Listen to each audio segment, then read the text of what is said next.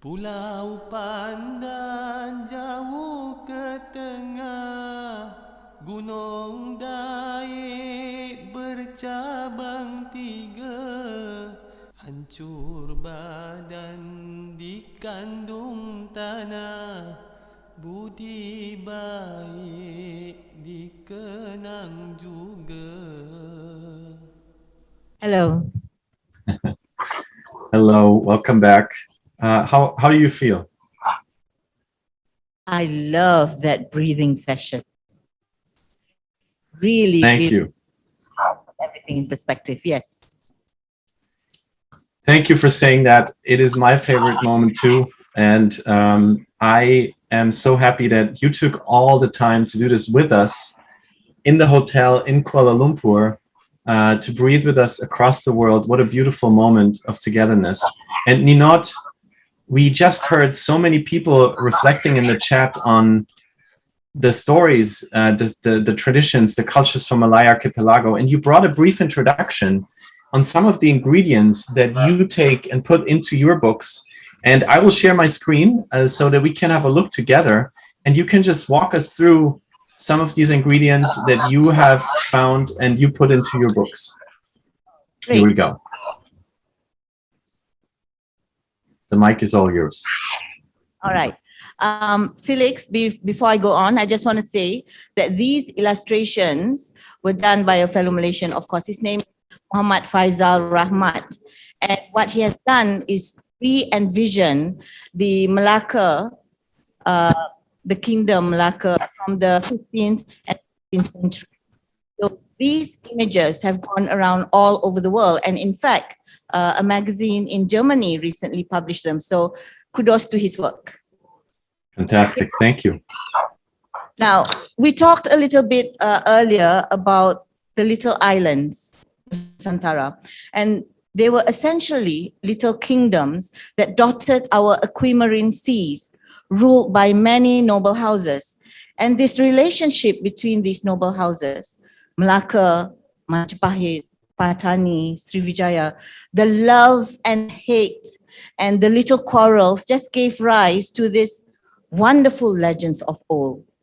And herein lies the hikayat, the Malay legends, where our central thoughts, the psyche of our people, the intrinsic values of our people. Our society was very cosmopolitan at that time.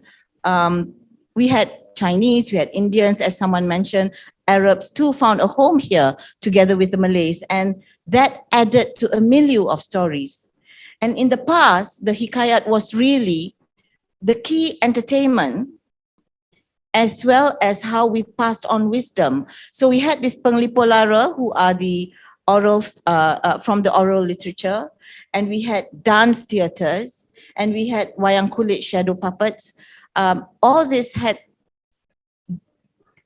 contained these legends, told these legends. And in fact, about over the last 100 years, international writers like, for example, Henri Fauconnier, he wrote Malaysia. He came to Malaya so that he could be rich very quickly, so that he had all the time to write. And he wrote Malaysia, which went on to win the Prix Goncourt in 1930, the highest literary award in France. And we have Joe Conrad, we have Kipling, whose work all are based on this fascination, what Malaya was. But I think unfortunately, about maybe in the last 60 years or so, we were so caught up, we were so busy with globalization, modernization, we couldn't shake off this colonialism maybe, and we began to forget our stories.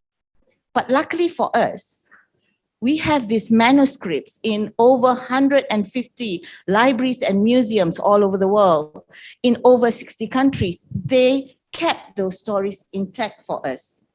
Why? Because our language has this rhythm to it. And this rhythm is what reflects our lives in the Malay archipelago. And I would just like to demonstrate, I have this classic pantun, which I would like to recite. Pulau Pandan jauh ke tengah, Gunung Daik bercabang tiga, hancur badan di kandung tanah, budi yang baik dikenang jua. And for our francophone listeners out there, l'île de Pendant en milieu de la mer, le monde aille à 3 sommets. Tu es parti depuis longtemps, mais on se souvient de gentillesse.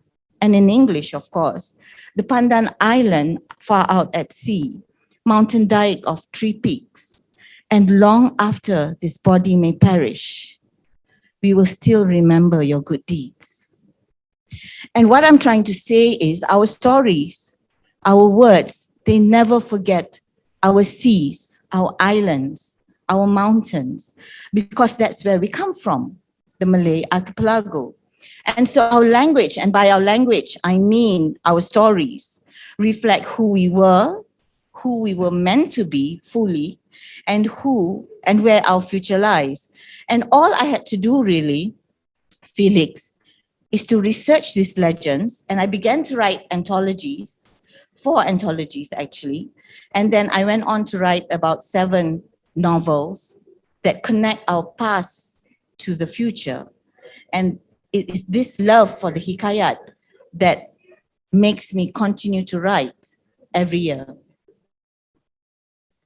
And what you see is actually the seas, and the books that I write really reflect that. You can see there it is Nick and the Secret of the Sunset Ship, and to the hills and the mountains. This is where the palace were. And all these stories just come from that love for the land. This is, by the way, Cik Siti Wan Kembang. She was a queen in the 16th century, and a powerful queen at that. She ruled for about 60 years. During the same time, Queen Elizabeth ruled. And I'm thinking, Queen Elizabeth I ruled for 60 years. So did Cik Siti Wan Kembang. Why do we all know Queen Elizabeth I? But the world doesn't know Cik Siti Wan Kembang. That is why I write. And here we have our beautiful queen. We have here Bidasari. As you can see, the illustrations. This is done by Dani Warguide. And the stories, we have our museum which wrote about 100 queens and princesses. And here are our Naga. The stories, the illustrations are so important to illustrate the beauty, because a lot of it we can't imagine already. So this is the Malay Archipelago for me, and why I write. This is what inspires me. Strong queens, wonderful heroes, beautiful landscapes, and truly the legends and folklores, our hikayat, are the memories of our ancient civilization. I really believe that. And if you read these ancient manuscripts, then you will find where we come from.